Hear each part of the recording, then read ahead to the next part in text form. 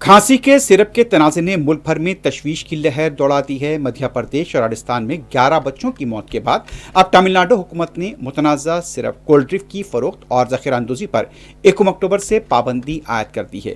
मरकजी हुकूमत की तरफ से भी इस सिलसिले में इक़दाम किए हैं।